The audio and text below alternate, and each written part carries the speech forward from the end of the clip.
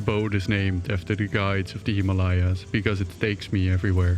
My grandfather explained me the name of the boat when I was about 5 years old. It all sounded so far away and exotic. But here we are, riding in the Nepalese Himalayas, the land of the Sherpa.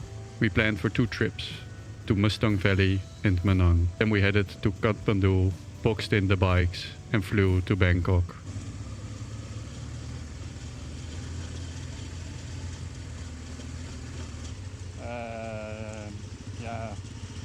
Dat kan ik me niet meer helemaal herinneren, maar volgens mij zei hij wel zoiets, ja. Maar ja, volgens mij is dat ook weer zo'n typisch ding dat als hij gaat zeggen, oh ja, het is helemaal lastig, dat hij bang is dat of we er niet heen gaan, of dat we zeggen na de hand van, nou, dit was echt zo simpel, waarom zei je dat ooit? Dat hij zelf maar gewoon denkt van, weet je wat, ik zeg wel gewoon, ja, voor ons is dit geasfalteerd. Dit is echt heel vet, ja. Ik hoop dat er niks aan de andere kant vandaan komt. Er komt iets.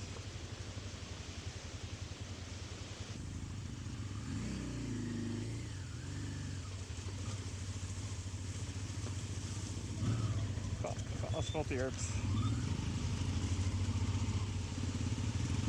Lower parts of Nepal show no indication the end of the year is approaching.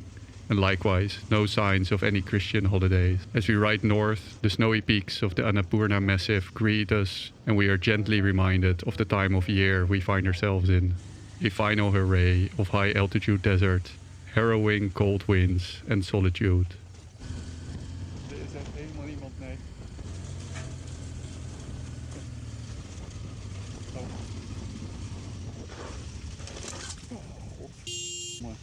Ik denk dat de zijtas nu wel echt klaar is. Ik zal er wel wat voor proberen te maken.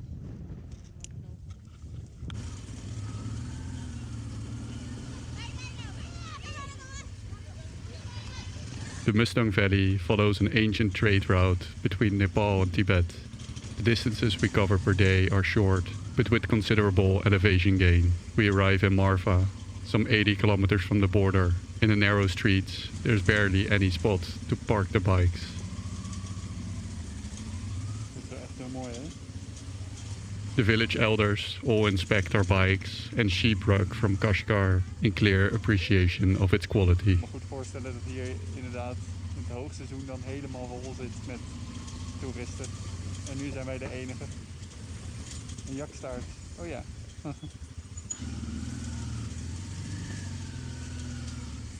We zijn duidelijk al wat hoger gegaan. Ik merk dat die stationair opeens echt veel uitvalt. 2500.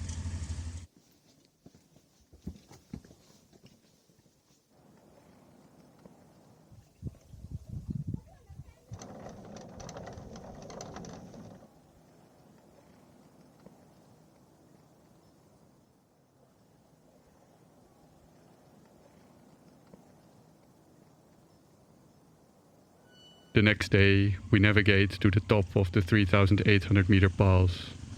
There are no luxuries other than the breathtaking nature around us. Our souls are experiencing their best years, but both we and the motorcycles squeak and rattle. Due to the freezing cold, we only ride between 10 and 4 when the sun is shining. The rest of the day it's too cold. We can just stop, set up camp and call it a day wherever we like. Er is ooit één monnik geweest en die heeft gewoon gedacht, die rots, daar ga ik hem neerzetten en ik wil nooit meer iemand tegenkomen.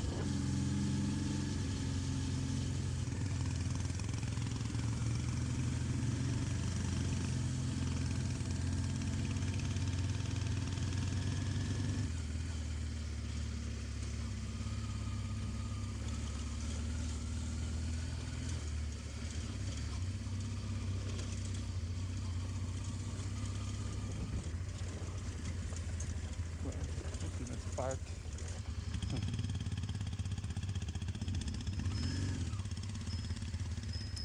Namaste. Oh, shit, hij wilde een box geven. Ja, er stond ook een dorpje op Maps.me, maar ik zou niet verbazen als dat dorpje echt gewoon 3 huizen en een stal is.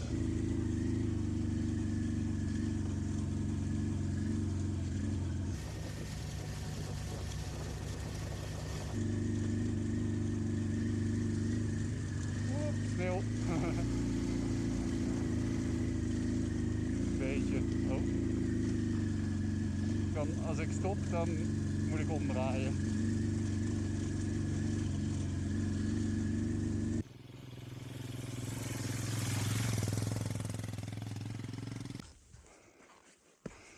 Oef. Ik ben een beetje buiten adem. Nu zijn we echt in de sneeuw.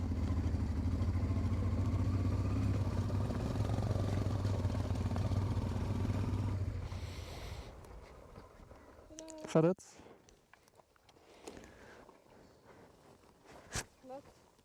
Ja. Oops. The snow cracks beneath our tires. At the summit, we have panoramic views of the surrounding peaks, with the Dhaulagiri towering above all. Het uitzicht is echt sick, hè? A wild yak grazes in the distance. I fire up the stove for tea, and for the umpteenth time, we have found the most scenic lunch spot ever.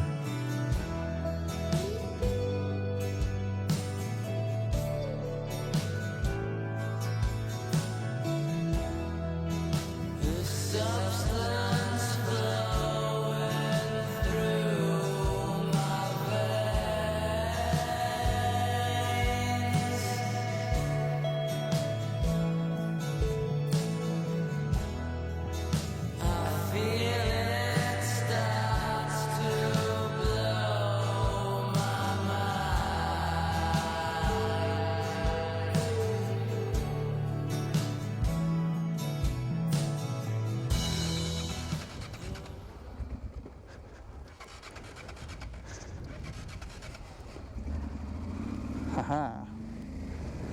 Oké. Of beste lunchplek ever. Beste lunchplek ever. Oeh, ik zie een jak. Oh yes. Nice. Hij ziet er wel echt heel wollig uit. Namaste. Where are you going? There's a river. This doesn't go to Lupra? Lupra, no. Ah, There's no way to Lupra from here. and this ends here, or this goes further to a gorge, you said? Yeah. Okay. There's a river, so you will just go till the river, and from there there's no way back. Same way back, yeah. Tina. Yeah, to Muktinat. Yes.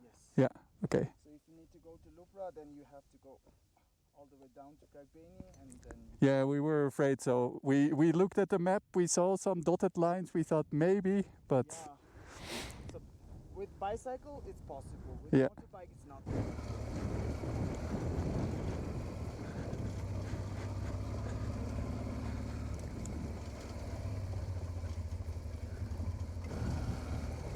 oeh, hier wordt het al wel smal inderdaad.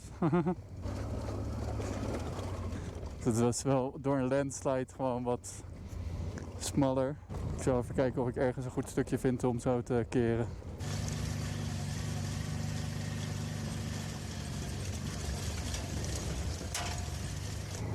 Ik wilde gelijk naar het uitzicht kijken als motorrijder, maar het gaat niet heel goed.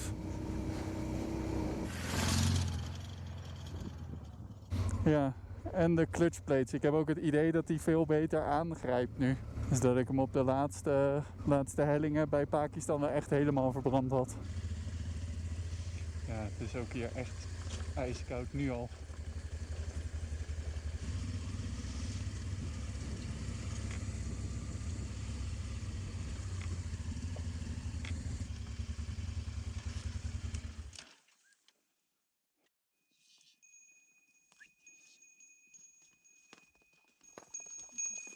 Deze zien er echt heel knuffelig uit.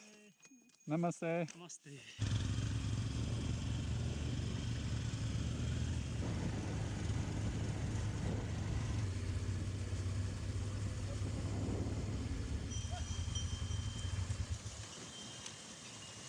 Kijk dan. Snel voorbij, jongens. Namaste. After a cold and exhausting day of riding, we decided to stop at Yak Donald's.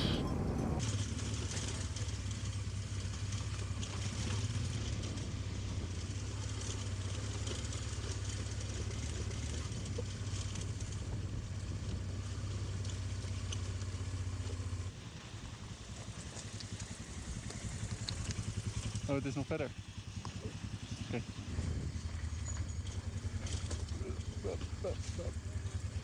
McDonald's. We are beaming like two little children when the Yak Burger Happy Meal is served. Het is gelukt. Same thing tomorrow, Martine asks me. Same thing any day, I repeat. We are about to leave, but my bike fails to start. The battery is completely dead from the many cold cranks. We push it on, but after a short ride, it blows up and my bike drops out. It's the common thread of the past month that resurfaces. Did I make the wrong choice with this bike? In planning and fantasizing about this trip, could I have predicted the extreme situations that currently unfold? I think so, but at the same time, I doubt it. No matter what I try to prepare for, all the books, videos, podcasts, nothing can actually bring it home more than the experience itself. Koude start. Boom.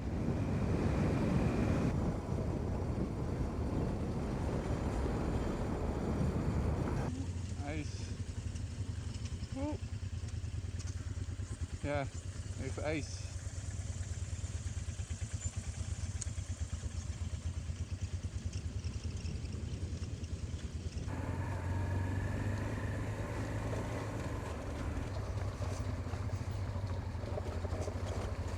Namaste.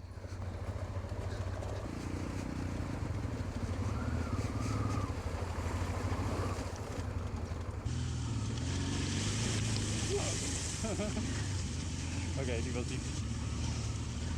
Martina drives off to get a new battery in a village 50 kilometers from here.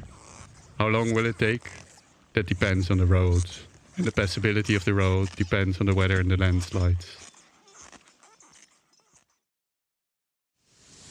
For our route into Manang, I rent a light motorcycle. The first few kilometers feel uncomfortable. It sounds like a lawnmower. But in these mountains, 200cc is more than enough. And so Manang doesn't feel like a daunting struggle, but like a playful terrain. Wow, dit uitzicht is echt nice, hè?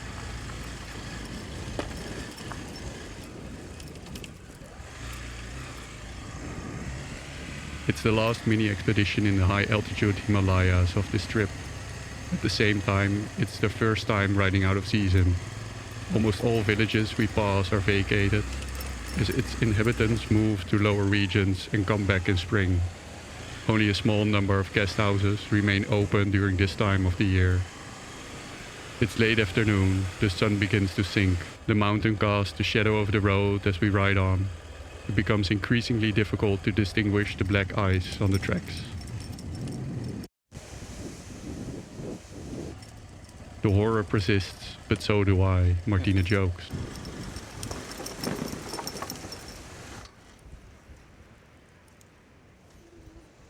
Oliebollen. Zo. Roe masala cha? Ja. Ani No, just die. ja okay. Thank you. We are committed to find our treasure, so we continue the hunt. We arrive on the plateau of the upper Manang Valley, driving on endless tracks, and our thoughts have nowhere special to go.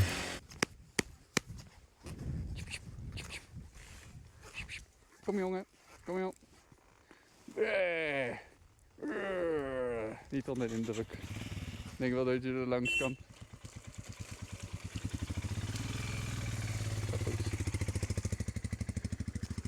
Oh, de volgende koe.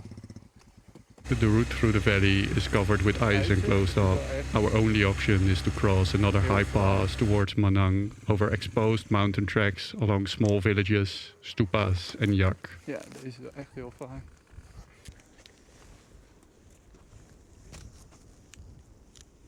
Je kan ook gewoon je ogen open photoshoppen, toch? Gewoon met AI. Doe maar 2 alien ogen die openstaan en in de zon kijken. Hey.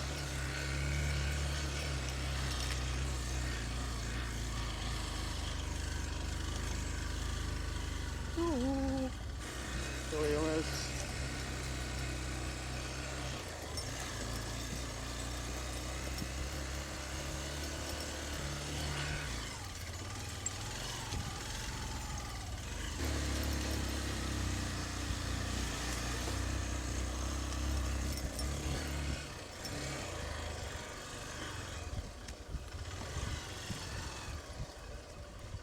And even at this altitude, the Nepalese bike has issues. But luckily for me, this bike is so light, I can literally push it up the mountain.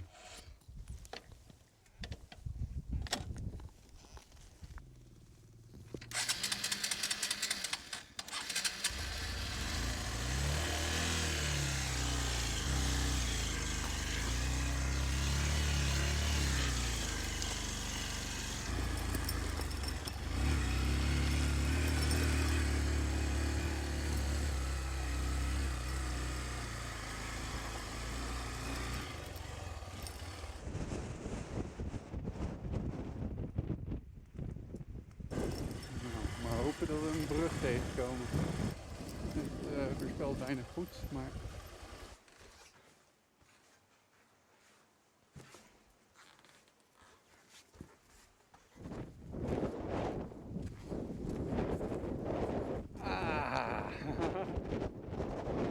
Vastzitten aan deze kant van de rivier. Nee, we konden nog verder door. Want het originele pad ging nog verder die kant op. En daar was wel op een gegeven moment wel een echte brug. Ja, want dan kwam die kant aan bij deze kant erbij. Wel mooi.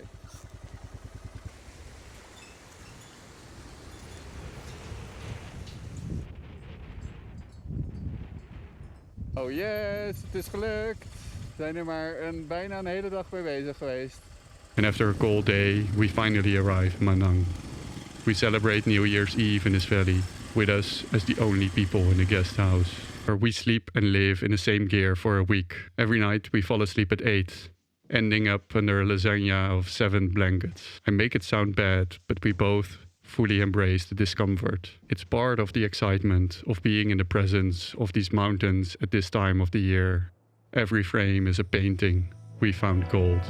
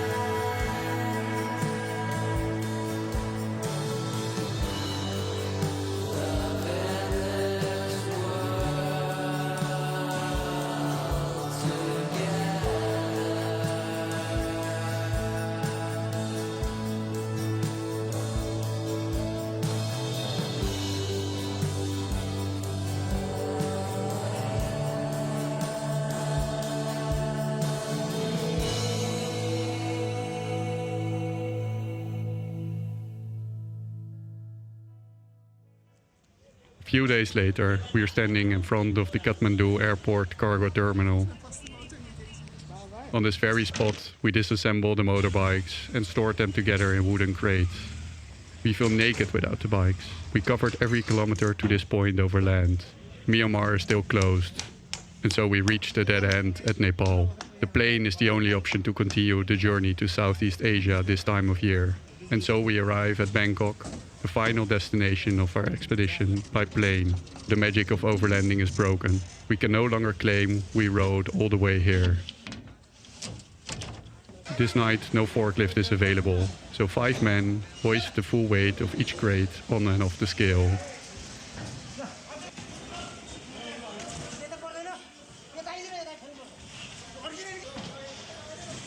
The crate with Martina's bike crashes down on the floor with a loud bang. We watch, gritting our teeth, hoping that everything holds together during transport.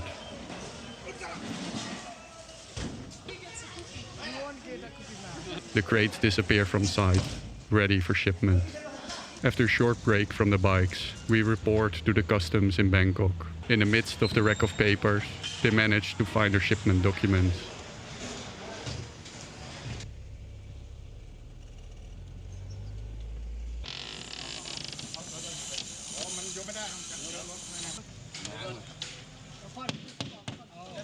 We retrieve our motorcycles, kicking off the final leg of this expedition.